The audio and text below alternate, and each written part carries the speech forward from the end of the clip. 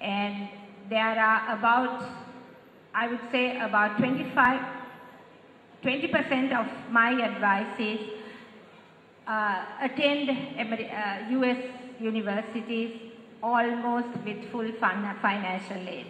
That is because they do a very strong application. Flexibility in choice. You can choose what you want. Now Charita did his bachelor's degree in IT. I don't know what you did for your bachelor, A-levels. What did you do for A-levels? Commerce. Sorry? Languages. So he is a real diverse person. He has done languages for his A-levels, went into IT for his bachelor's degree, and now he did an MBA and is now into poverty elevation, he was telling me, for his fellowship. So that's the diversity, that's the flexibility that you can do with yourself. And there are very different types of universities, basically 4,200 odd universities, and amongst them there would be one to match you with whatever uniqueness that you are looking for.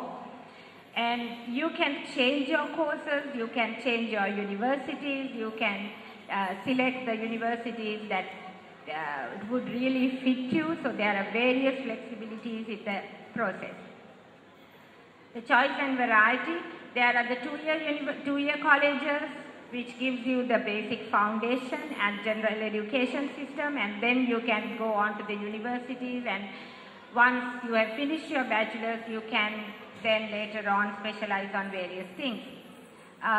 You get the cutting edge technology, you get the support services, a lot of support services within the universities and outside.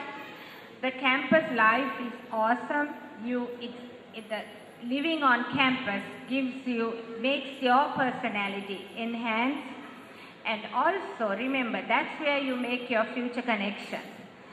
You live among thousands or hundreds of other international students as well as the Americans. You start making those connections, and those are the ones that are going to survive you through your career and your entire life. And you end up with a global education. Okay, now what do US admissions officers look for in an applicant? It's very important because you need to focus on these. They look at outstanding students. You are outstanding. There are various things that you can make your applications, through which you can make your application stand out. And students with diverse backgrounds. You and I from Sri Lanka start by being diverse. We are diverse because we are multi-ethnic. We live among different ethnic groups and we carry on very well, and then we live among different religions. So if they take one Sri Lankan, they end up having a Muslim. I mean, we all have them. The Sinhalese, Muslim, Hindus and Burghers all rolled in. I mean, we are part and parcel of each ethnic group, and that's the kind of backgrounds that they are looking for. They look at the applicant and see with what you can bring to that classroom, what different thing you can take to that classroom. That is what is important, and that is what you need to highlight through your application. And they are looking for committed and motivated students. Students who are achievers, who think big, who dream big, and are somehow determined to achieve those dreams. Right, let's run through what the basic requirements are. They need a good academic background. When I say a good academic background, it starts with a high school diploma. The equivalent of the Sri Lankan high school diploma is your A-levels. Well, even if a good academic background is where you are here now. Who knows what will happen at the A-levels? There are lots of students who do brilliantly and others who don't do that much well. But you have gone through this curriculum, and that alone takes brings in a lot of strength to your application, because they know how strenuous and how hard the local Sri Lankan A-levels are. It's excellent if you get very good grades, and such people are the people who would end up with good financial aid also.